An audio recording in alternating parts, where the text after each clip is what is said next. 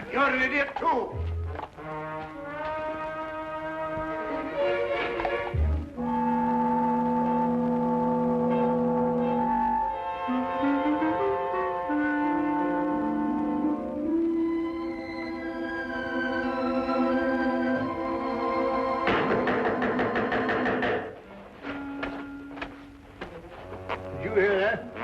No difficulty. Or was it? Well, according to my deductions, I should imagine that someone is at the door. Oh. Well, Watson, won't you see who it is? No, well, I just... All right.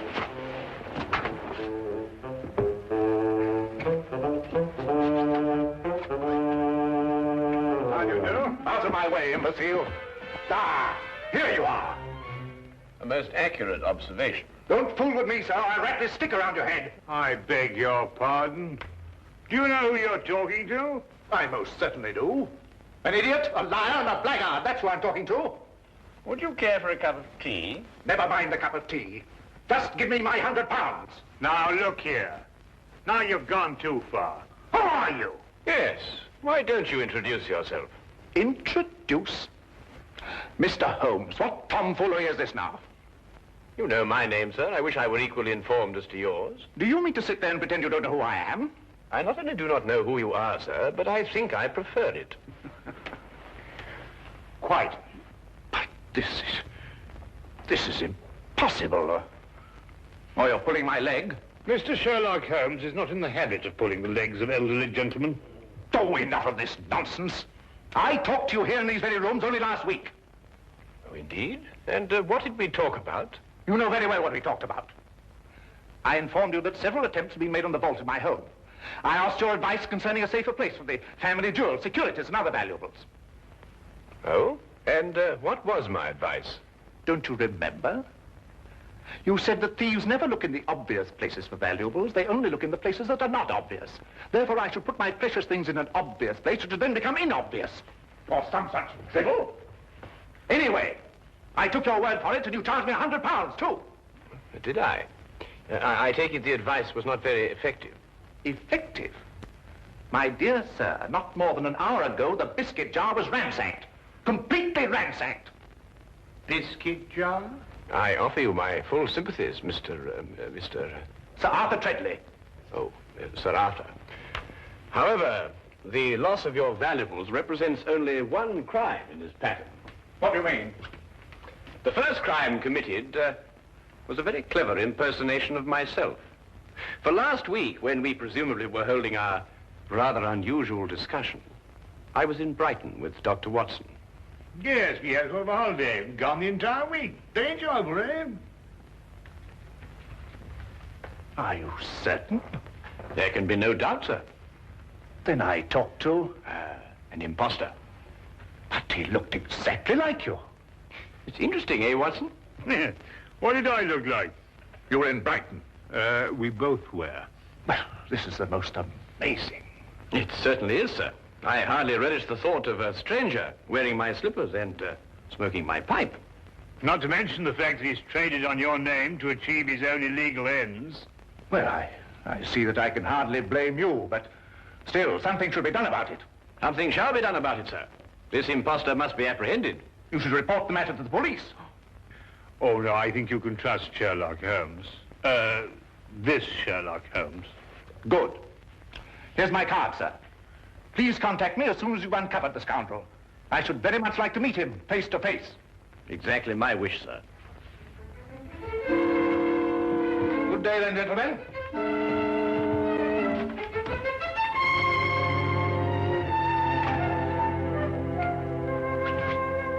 Oh, the nerve, all the impudence breaking in here and pretending to be Sherlock Holmes. I was thinking about that biscuit jar, Watson. I must say my alter ego certainly had a good deal of audacity. He's back. Well, I hardly think so, Watson. Hello, Inspector. Ah, Lestrade. Holmes? Holmes. I'm the laughing stock of Scotland Yard. Oh, I am sorry to hear that. And so you should be. If it hadn't been for you, I'd have had London's cleverest jewel thief in the palm of my hand. Also London's cleverest impersonator, no doubt. Huh? I assume that you are under the impression that I visited you last week and offered you some unsolicited advice, shall we say? Of course I'm under the impression that... What do you mean, impression? Well, I'm sorry to disillusion you, Lestrade, but you see, Dr. Watson and I were not in London last week. A gentleman bearing an uncanny resemblance to myself has duped you. I don't believe it. You just won't admit to an error of judgment. Oh, no, Holmes. I'm not accepting that excuse. We were in Brighton, and we can prove it. Ridiculous. You came to my office, and you convinced me to switch my men from watching Carlton's jewelry shop to watching Hammelberg's jewelry shop. Yes, and naturally, Carlton's was the one that was robbed. Clean as a whistle. Oh, Holmes. I can't face my men. Of course not. My dear old friend, my advice to you is to return to your men and inform them that you deliberately exposed Carlton's jewelry shop to the thief. All part of a vast, intricate plan. And don't tell them anything more. Well, you think that would work, Holmes? My solemn word.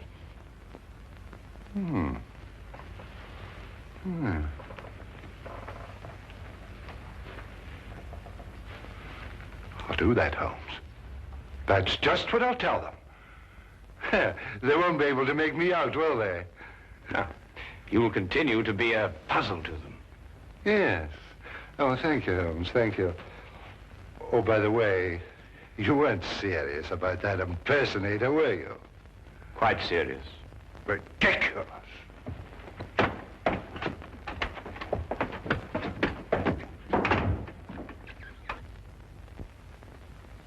Holmes, this is getting worse and worse every minute. I dread to hear another knock on the door. Well, I think our man was busy enough for 1 week, don't you, Watson?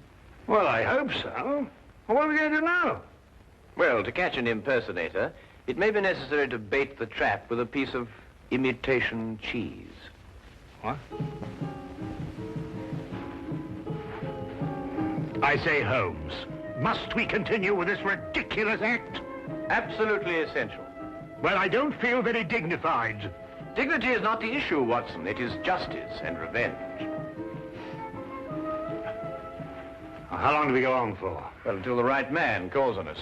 Look here, we've already seen dozens of diplomats and reporters. Are you sure none of them was the right man? Quite sure, Watson. But I have every confidence our man will call on us before very long. Sooner or later, he must see for himself the fabulous Maharaja of Gandor. And to say nothing of the Maharaja's fortune in jewels. Well, I wish I was still plain Dr. Watson. Mr. Hadley Bellingbrook of the London Weekly News desires an audience with the Maharaja. Very well, ask him to wait for a moment. That's all right, Watson.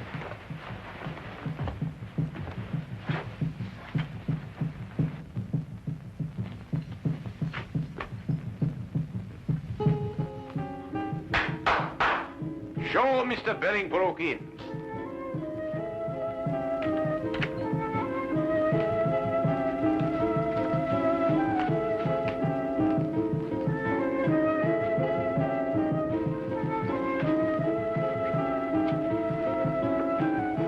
I am Afantur Man, the Grand Vizier to the Maharaja. We welcome you. How do you do? Please to follow me. The Maharaja of Gandor, Mr. Bellingbrook. Would you state purpose of visit? Well, I'd like to get an interview with the Maharaja for my newspaper.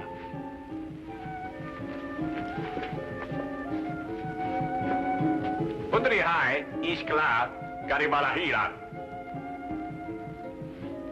We grant interview. First question, please. Well, actually, I wanted to do what we in London call a feature story. Naturally, I know that every newspaper has already covered the fact that the Maharaja is honoring us with a visit. I thought, therefore, that we might have, well, just sort of an informal chat. Very interesting. Very interesting. We grant an informal chat. Thank you. Your Highness, the population of London has heard a great deal about your jewels. I wonder, would you tell me what their value is? You may say for publication that the Maharaja's jewels are worth well in excess of £500,000. I see. And would the Maharaja consent to reveal to us just how he protects such a vast fortune?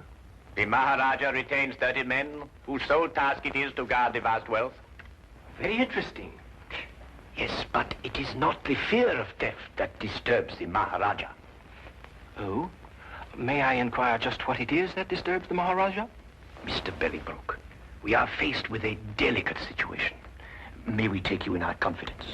Oh, yes, of course. Well, the truth is that the Maharaja's daughter is in love with a young Englishman. I had no idea.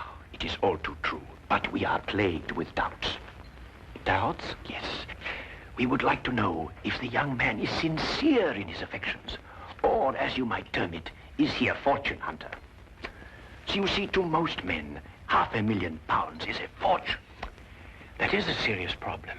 Indeed, we would ask you in the greatest confidence if you could recommend to us a private individual who could carry out some discreet investigations into the young man's background and motives, huh? Have you not heard of Sherlock Holmes? Sherlock Holmes? No. The name falls strangely on our ears. I assure you, sir, the man is a master in matters of this nature. Then perhaps he is the one we seek. I'm sure he would be delighted to assist you. However, he is quite busy. I can't say exactly when he will be available. Then perhaps you could manage to have a word with him and persuade him to give us an interview. Indeed, I shall. I will inform you the moment that he's in a position to accept the Maharaja's problem. We will be present when the time comes. You have been of great assistance. Already you have lightened the royal burden. You will find Mr. Holmes most helpful. There is no secret, however intimate its nature, that you cannot entrust to him. Oh, indeed, indeed. As we say in our country, a wise man is a quiet man. Oh, most true. And now, may I ask the Maharaja another question? No, please, please. The Maharaja is fatigued with the interview.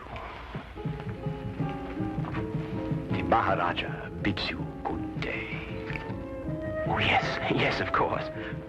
Your visit has been most pleasing to us. Good day, Mr. Bellingbroke.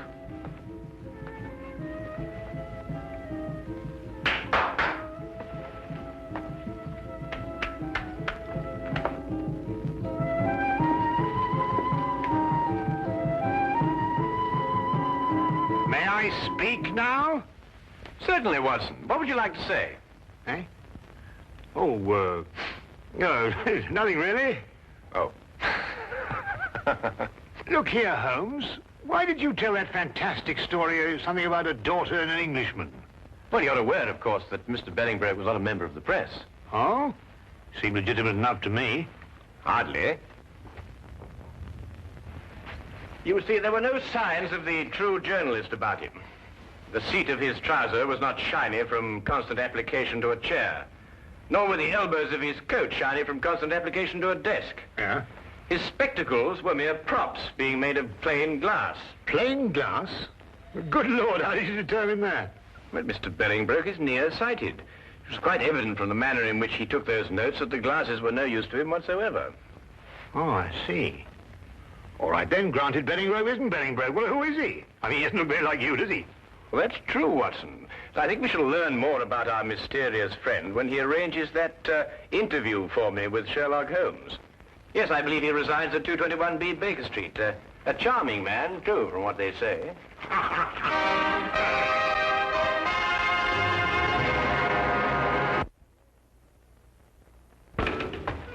Cabby? I say, Holmes, you did say we were just going through the motions of leaving the city. Yes, correct. But, well, where are we actually going? Well, straight back to our rooms at the hotel, where you will get out of your clothes and resume your instant characterization of the Maharaja of Gandor.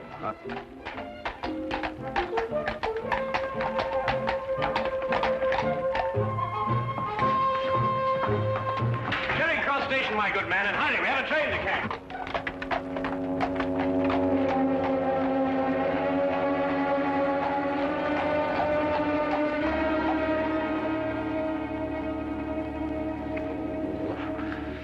I wish they wore bowlers. Yeah, let me help you. Mr. Bellingbrook has arrived. Ah, show him in.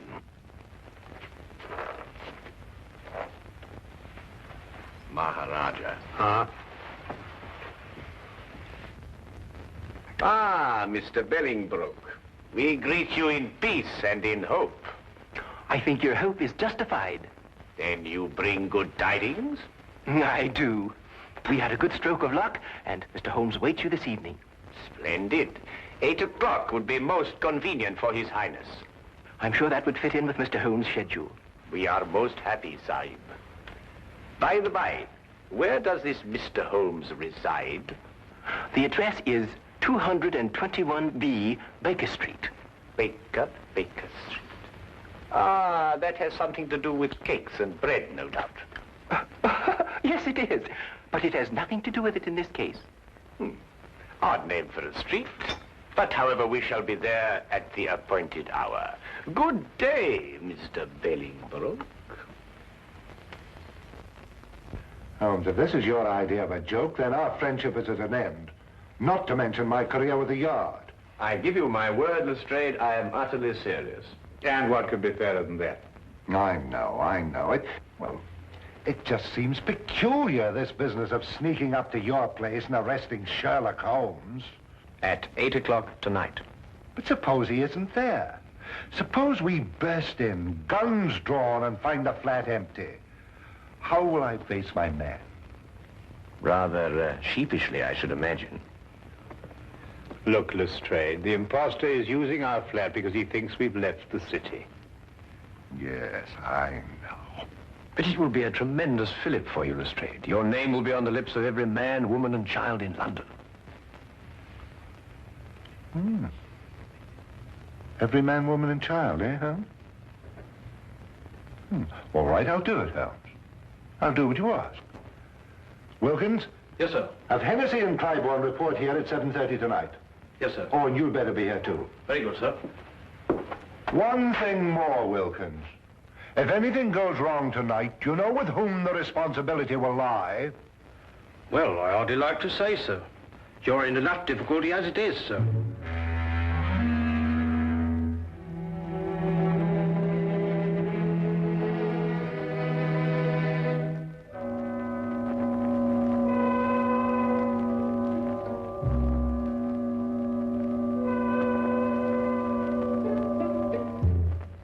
It will be necessary to surprise our unwelcome guest. Of course. I suggest, therefore, that we gather one by one in the hallway of the house. Watson, you stroll by first and then duck in. Right. Next Lestrade, then Wilkins, and finally myself. What about Clybourne and Hennessy? Hennessy, you ought to go around the corner and station yourself at the back of the house. And mind, keep a good lookout. And Clybourne, you remain here and watch the front of the house. Now, is everything understood? Good. Then let's be off.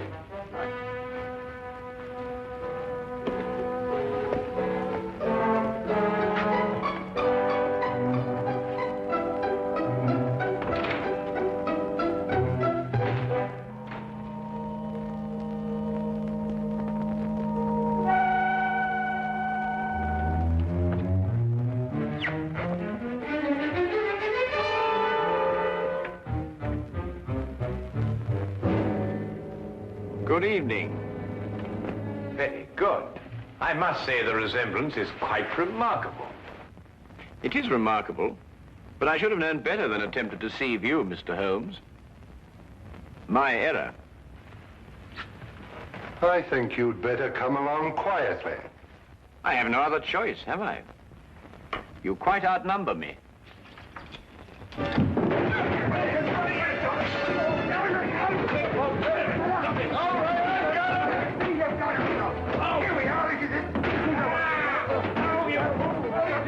Fools! You've got the wrong one! Oh, no, you don't. We've had enough of your tricks. Lestrade, Watson, he's getting away!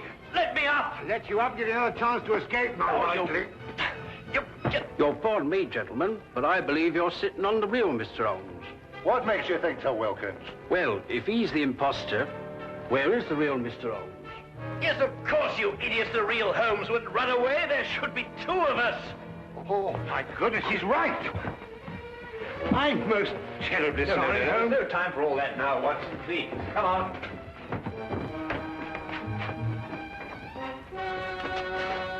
Mr. Holmes, what is it? Have you seen the impostor? No, sir.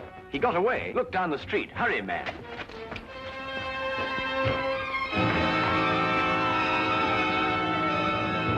Don't move. Cliven, what are you doing? Why, Mr. Holmes just told me that the impostor... Oh, my goodness. Where did you see him, Cliven? Right at my post. I don't know which direction he took. Well, he can't have gone very far. Yeah, what's that, Watson?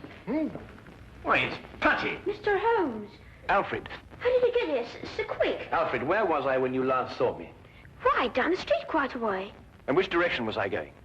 Don't you know, sir? No, that's why I'm asking you. Tell me quickly. Why, it looked like you was cutting over the red line. Thank you, Alfred, for your assistance. I said hello, but you acted like you didn't even know me.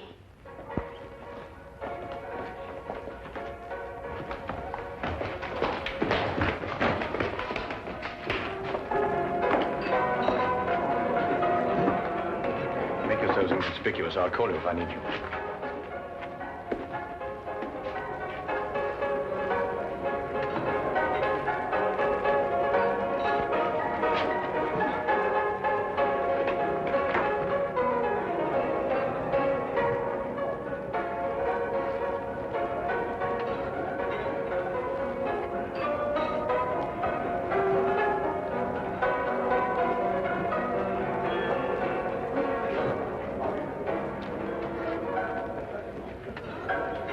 Meet again, Mr. Bellingbrook.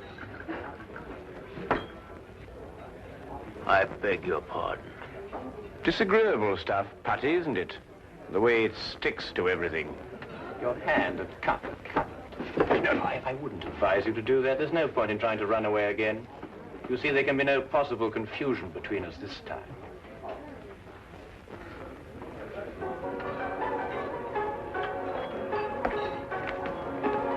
Here he is, Lestrade. But who is this man? Well, it's rather difficult to say. Sometimes he is a certain Mr. Bellingbrook, and at others a certain Mr. Sherlock Holmes. But at all times he is a superb master of mimicry and disguise.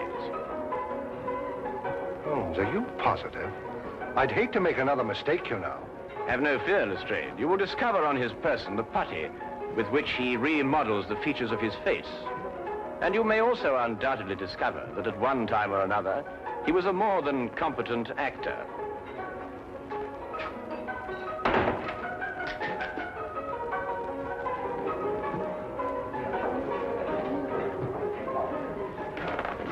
But Holmes, I still... All right, all of you.